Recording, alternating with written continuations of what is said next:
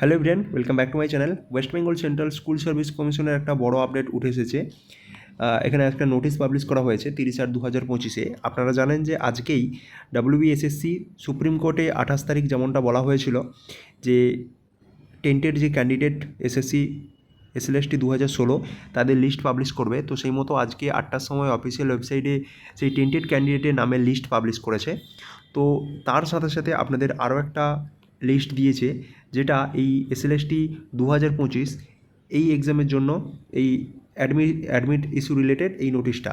তো এখানে জিস্ট যেটা বলছি আপনাদের যে এই নতুন যে রিক্রুটমেন্ট প্রসেসটা হচ্ছিল, এখানে অনেক টেন্টেড ক্যান্ডিডেট কিন্তু ফর্ম ফিল আপ করেছিলেন।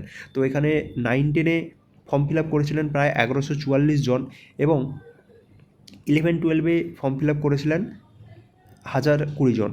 ঠিক আছে, এটা হচ্ছে আপনাদের একজন ব্যক্তি যার ধরুন মাস্টার্স করা রয়েছে, তিনি 9, 10, 11, 12 দুটোতেই ফর্ম ফিল আপ করেছিলেন।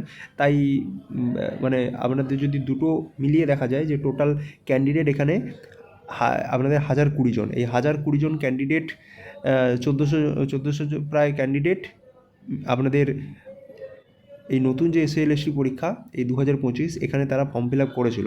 তো তাদের অ্যাডমিট কিন্তু বাতিল করেছে। এখানে হচ্ছে list of candidate of second SLST 2025 9 to একদম 11-12 whose admit cards are being or have been rejected as per notice number এইটা ডেটেড 30/8/2025।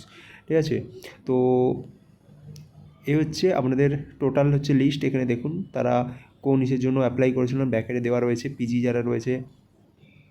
ঠিক আছে, সব ব্যাকেটে এখানে দেখুন সব পিজি লেখা রয়েছে। আর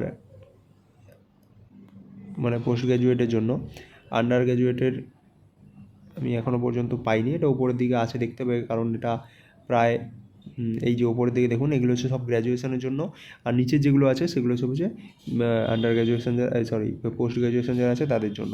তো তাদের অ্যাডমিট কার্ড এখানে বাতিল হয়েছে।